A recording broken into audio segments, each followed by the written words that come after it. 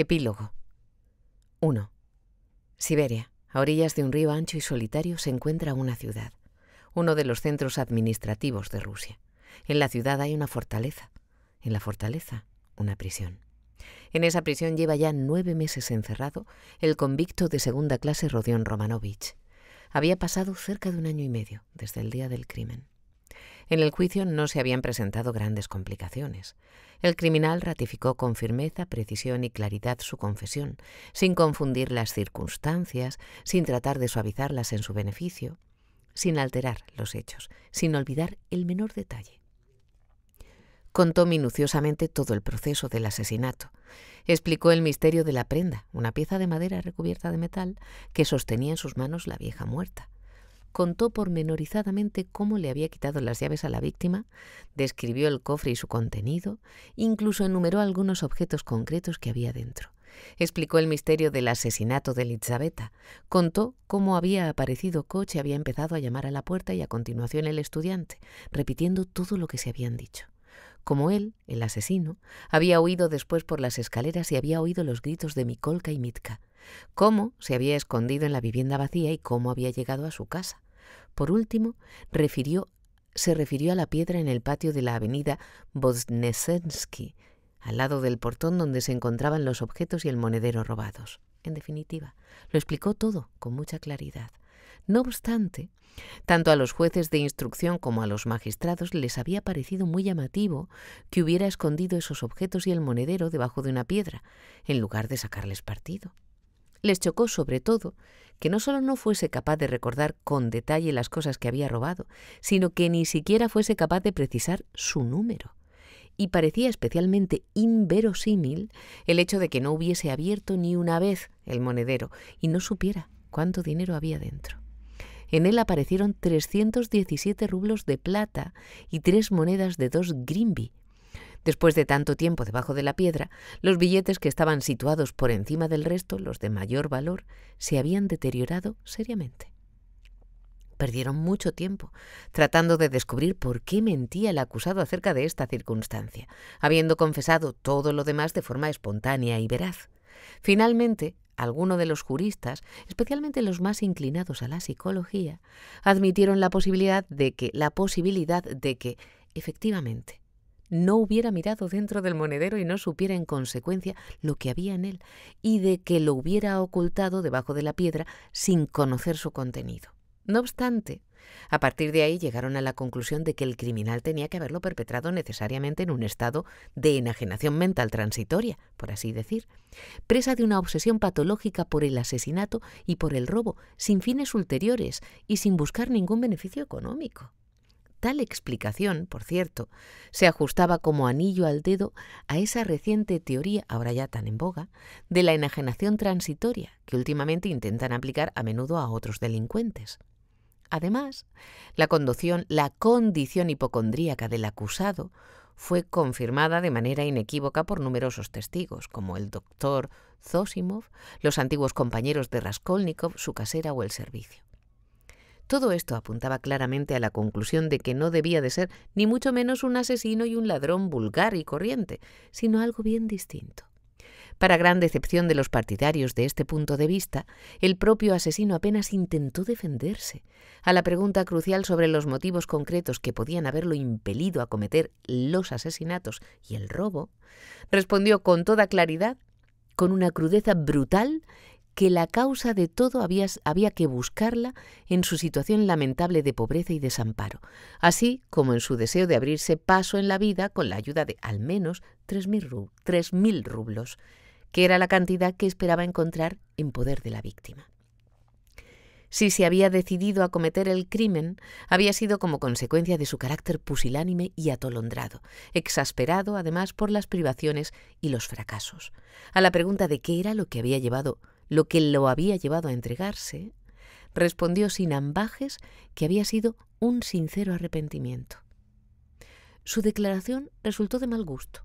Con todo, la sentencia fue más benigna de lo que cabía esperar, a juzgar por el crimen perpetrado, tal vez precisamente porque el asesino no solo no quiso justificarse, sino que incluso manifestó una especie de deseo de exagerar su culpa. Se tomaron en consideración todas las circunstancias del caso, todas sus rarezas y peculiaridades. No había ninguna duda de la mala salud y la pobreza del criminal antes de la comisión del crimen. Que no hubiera sacado partido de lo robado se atribuyó en parte a los efectos del arrepentimiento que se había despertado en él y en parte a la alteración de sus facultades mentales en el momento de cometer el crimen.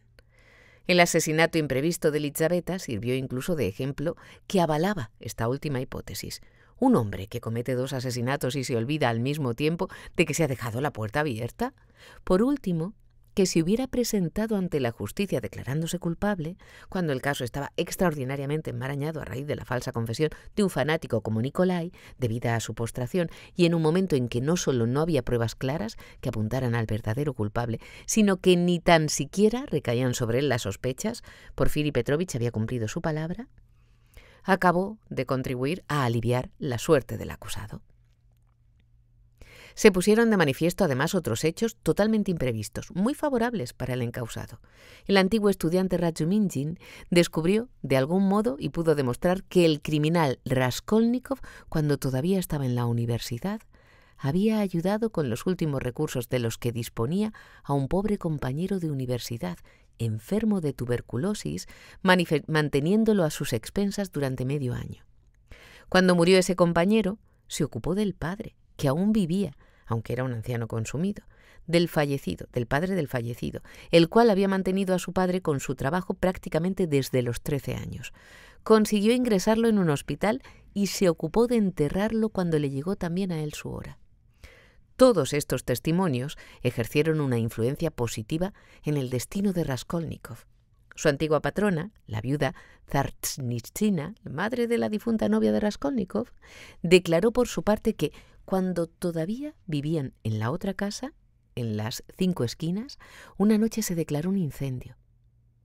Cuando vivían en la otra casa, en las 5 esquinas, una noche se declaró un incendio y el acusado sacó de un cuarto, que ya era pasto de las llamas, a 2 niños pequeños, sufriendo quemaduras él mismo. Se investigó minuciosamente este hecho, que fue corroborado por numerosos testigos. Todo esto condujo, en definitiva, a que el asesino fuera condenado a trabajos forzados de segunda clase, solo por un periodo de 8 años, gracias a su reconocimiento espontáneo de los hechos y a determinadas circunstancias atenuantes. Cuando el proceso acababa apenas de comenzar, la madre de Raskolnikov cayó enferma. Dunia y Razumihin encontraron la posibilidad de tenerla alejada de San Petersburgo durante toda la vista. Razumihin eligió una localidad situada en la línea férrea, a escasa distancia de la capital, para tener la posibilidad de seguir regularmente todos los detalles del proceso y poder verse con frecuencia, al mismo tiempo con Avdotia Romanovna. La enfermedad de Pulcheria Alexandrovna era poco común, de tipo nervioso, e iba acompañada de ciertos episodios de enajenación, cuando menos parcial. Cuando Dunia volvió a casa, tras su última entrevista con su hermano, encontró a su madre en muy malas condiciones, con fiebre y delirando. Esa misma tarde acordó con Razumihin cómo debían responder a las preguntas de la madre sobre su hermano, e incluso se inventaron toda una historia sobre un largo viaje de Raskolnikov a los confines de Rusia, en una misión secreta que le reportaría finalmente fama y dinero. Pero, para su sorpresa, la propia Pulcheria Alexandrovna nunca les preguntó por ese asunto, ni entonces ni en lo sucesivo. Es más, ella misma salió con su propia versión de la repentina marcha de su hijo. Contó con lágrimas en los ojos cómo había ido a despedirse de ella. Al hacerlo, dio a entender que solo ella estaba al corriente de muchas circunstancias trascendentales y secretas, y que Rodia tenía muchos enemigos y muy poderosos, por lo que estaba obligado a ocultarse. Por lo que respecta a su futura carrera, Pulcheria Alexandrovna no tenía ninguna duda de que sería brillante. Una vez que hubiera superado todas esas circunstancias adversas, intentaba convencer a Razumihin de que su hijo, andando el tiempo, llegaría a ser un hombre de Estado, como demostraba su artículo y su brillante talento literario. Leía una y otra vez aquel artículo, incluso en ocasiones lo leía en alto y no se separaba de él ni para dormir. Con todo, prácticamente nunca preguntaba dónde estaba Rodia, a pesar de que era evidente que Dunia y Razumihin evitaban tocar este tema en su presencia, algo que bien podía haber despertado sus recelos. acabaron asustándose de aquel extraño silencio de Pulcheria Alexandrovna a propósito de ciertas cuestiones. Ni siquiera se quejaba, por ejemplo, de que ya nunca le llegaran cartas de él, mientras que antes, en su pequeña ciudad, vivía exclusivamente de la esperanza de recibir cuanto antes alguna carta de su amado Rodia. Este hecho era inexplicable y tenía muy preocupada a Dunia. Se le ocurrió que tal vez su madre intuía algo horrible en relación con el destino de su hijo y tenía miedo de preguntar, no fuera a descubrir algo aún más horrible. En cualquier caso, Dunia se daba cuenta de que Pulcheria Alexandrovna no estaba en sus cabales. En un par de ocasiones, sin embargo, fue la propia Pulcheria Alexandrovna la que llevó la conversación por unos derroteros que hacían imposible no referirse al paradero de Rodia. Como las respuestas tuvieron que ser, por fuerza, imprecisas e inquietantes, Pulcheria Alexandrovna se quedó profundamente triste y estuvo mucho tiempo abatida y taciturna. Dunia acabó dándose cuenta de lo difícil que era mentir y engañar, y llegó definitivamente a la conclusión de que lo mejor era guardar silencio sobre determinados puntos. Sin embargo, cada vez estaba más claro, hasta resultar evidente, que su pobre madre se temía algo espantoso. Dunia recordó, entre otras cosas, las palabras de su hermano. Este había dicho que su madre había estado pendiente de sus delirios la noche que precedió al último día fatídico, después de su escena con Svidrigailov. ¿No habría oído algo en aquella ocasión? Con cierta frecuencia, después de algunos días, si no eran semanas, de silencio lóbrego y sombrío y de lágrimas calladas, la enferma parecía revivir histéricamente y se ponía a hablar en voz alta, casi sin pausa, sobre su hijo, sobre sus esperanzas, sobre el futuro. Sus fantasías podían llegar a ser muy extrañas. La consolaban, le daban la razón. Es posible que ella se diera perfecta cuenta de que le estaban dando la razón, de que intentaban consolarla, pero ella no paraba de hablar. 5 meses después de la confesión del criminal, se dictó la sentencia. En cuanto tuvo ocasión, Rachuminchin se entrevistó con Raskolnikov en la prisión. También Sonia. Por fin llegó el momento de la separación.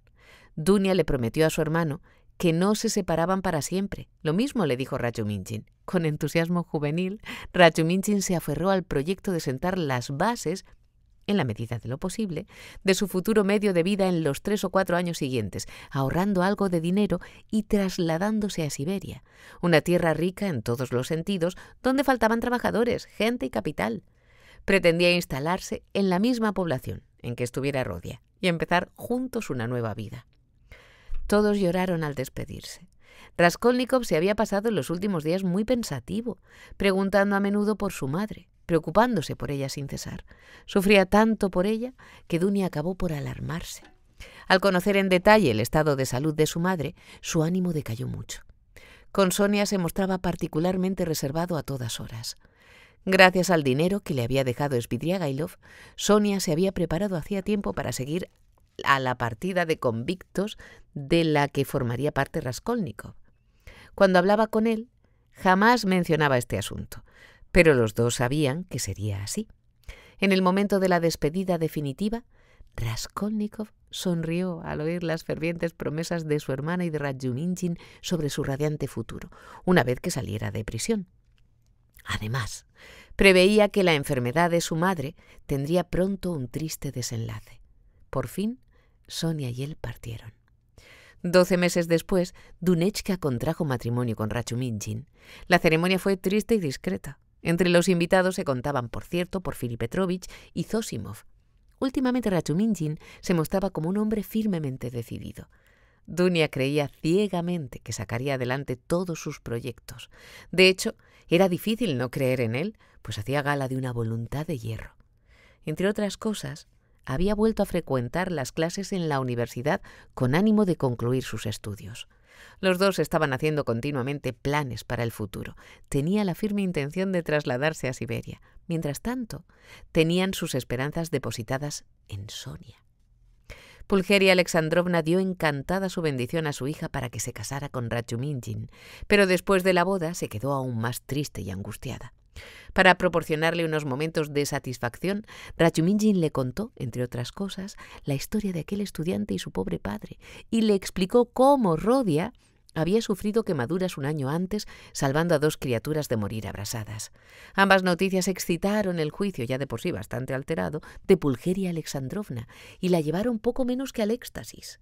No se cansaba de hablar de eso, e incluso se lo comentaba a la gente por la calle, a pesar de que Dunia siempre la acompañaba. En los coches públicos, en las tiendas, allí donde podía pillar a alguien que la escuchara, se ponía a hablar de su hijo, de su artículo, de cómo había ayudado a un estudiante, de cómo había sufrido quemaduras en un incendio y de todo lo demás. Dunechka no sabía cómo hacerla callar. Aparte del riesgo que entrañaba aquel estado de ánimo exaltado y morboso, siempre cabía la posibilidad de que alguien, al oír nombrar a Raskolnikov, se acordara del proceso y empezara a hablar de él. Pulcheria Alexandrovna había averiguado las señas de la madre de los 2 pequeños salvados en el incendio y quería ir a verla a toda costa. Finalmente, su nerviosismo traspasó todos los límites. A veces le daba por llorar. Caía enferma con frecuencia y sufría delirios febriles. Una mañana declaró abiertamente que, según sus cálculos, Rodia no tardaría en estar de vuelta, pues recordaba cómo, en el momento de despedirse, le había asegurado precisamente que regresaría al cabo de 9 meses. Empezó a arreglar la casa y a prepararse para el reencuentro. Quería dejar listo el cuarto que le tenía destinado, que era el de ella, para lo cual limpió los muebles, fregó los suelos, cambió las cortinas y cosas así. Dunia se alarmó, pero no dijo nada e incluso la ayudó a preparar el cuarto para cuando llegara el hermano. Después de un día agotador, consumido en continuas fantasías, en sueños felices y en lágrimas, aquella noche Pulcheria Alexandrovna recayó y por la mañana tenía fiebre y deliraba. Se le diagnosticó una calentura. Murió a las 2 semanas. En su delirio, dejó escapar algunas palabras que permitían llegar a la conclusión de que sospechaba muchas más cosas sobre el terrible destino de su hijo de lo que se suponía. Raskolnikov estuvo mucho tiempo sin tener noticias de la muerte de su madre, a pesar de que había mantenido correspondencia regular con San Petersburgo desde el momento mismo de su llegada a Siberia. Se realizaba por medio de Sonia, quien todos los meses regularmente escribía a San Petersburgo a nombre de Rajuminjin y con la misma regularidad recibía respuesta de la capital. Al principio, las cartas de Sonia le parecían a Dunia y a Rajuminjin un tanto secas y decepcionantes, pero acabaron comprendiendo que no era posible escribirlas mejor, pues esas cartas, al fin y al cabo, transmitían una imagen precisa y cabal del destino de su pobre hermano. Las cartas de Sonia estaban impregnadas de la realidad cotidiana y describían con toda viveza y claridad las circunstancias de la vida de Raskolnikov en el penal. No se encontraba en ellas ni manifestaciones de sus propias esperanzas, ni conjeturas acerca del futuro, ni descripciones de sus sentimientos. En vez de tratar de interpretar el estado anímico de Raskolnikov o de analizar su vida interior, Sonia únicamente recogía los hechos. Esto es, las palabras del propio condenado, las noticias concretas sobre su salud y todo aquello que éste manifestaba en sus entrevistas, sus deseos, sus peticiones, sus encargos y cosas así. Todas estas noticias se transmitían con una precisión extraordinaria. Finalmente, el retrato de su desdichado hermano se imponía por sí mismo, se dibujaba con toda exactitud y claridad. No podía haber allí ningún fallo, pues todos los datos eran fidedignos. No obstante, las noticias que recibían Dunia y su marido, sobre todo al principio, eran escasamente reconfortantes. Sonia contaba una y otra vez que Raskolnikov estaba siempre de mal humor, no tenía ganas de hablar y ni siquiera se interesaba por las noticias que ella le comunicaba cada vez que le había llegado una carta. De vez en cuando preguntaba por su madre, hasta que un buen día, dándose cuenta Sonia de que él ya intuía la verdad, le confirmó que había fallecido. Para sorpresa de ella, ni siquiera esta noticia le produjo una fuerte impresión, o al menos esa fue la sensación que dio por su aspecto externo. Sonia les contó, entre otras cosas, que, aunque Rodia aparentaba estar encerrado en sí mismo y ajeno a todo lo que veía a su alrededor, había afrontado su nueva vida de una manera muy directa y simple, que era perfectamente consciente de su situación, que no contaba con ninguna mejora en un futuro inmediato ni alimentaba vanas esperanzas de ninguna clase. Algo muy común en su situación y que apenas se sorprendía de nada en su nuevo ambiente, tan diferente del que había conocido hasta entonces. Informó de que estaba bien de salud, hacía su trabajo sin resistirse y sin que tuvieran que apremiarlo. Con la comida se mostraba prácticamente indiferente, pero en vista de lo infame que era, excepto los domingos y festivos, acabó aceptando de buena gana algún dinero de Sonia para que no le faltara su té a diario. En todo lo demás, le había pedido que no se preocupara por él, alegando que no le gustaba nada ocasionar molestias. En otra carta, Sonia les contó que en prisión Raskolnikov compartía dormitorio con otros muchos convictos.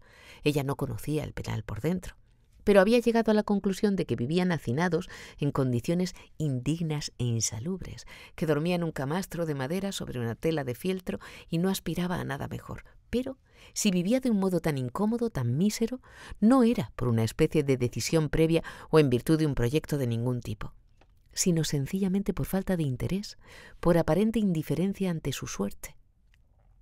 Sonia contaba que, sobre todo al principio, sus visitas no solo no complacían a Raskolnikov, sino que casi lo irritaban, que se mostraba taciturno y hasta grosero con ella. Pero después se acostumbró a aquellas entrevistas y llegaron a serle tan necesarias que cayó en una profunda depresión en cierta ocasión en que Sonia estuvo varios días enferma y no pudo visitarlo por un tiempo. Los días de fiesta se veían en el portón de la prisión o en el cuerpo de guardia, a donde dejaban ir al preso unos minutos cuando ella lo llamaba. Los demás días se acercaba a ella a verlo a los talleres, a los tejares o a los cobertizos en la orilla del Irtish. Sonia también contaba en sus cartas algo de sí misma. Tenía ya algunos conocidos en la ciudad y hasta disfrutaba de cierta protección. Se dedicaba a coser, y dado que apenas había modistas en la ciudad, se había hecho imprescindible en muchas casas. Lo que no decía era que, gracias a ella, Raskolnikov gozaba del favor de las autoridades, que le habían aligerado la carga del trabajo y cosas así. Finalmente llegó la noticia, en las últimas cartas, Dunia había advertido una inquietud y una angustia muy acusadas, de que Raskolnikov se aislaba de todo el mundo, de que los demás reclusos no le tenían ninguna estima, de que se pasaba días enteros sin decir una palabra y de que estaba pálido como un muerto. De pronto, en una nueva carta, Sonia escribía que Rodia había caído gravemente enfermo y lo habían ingresado en el hospital, en la sala destinada a los reclusos.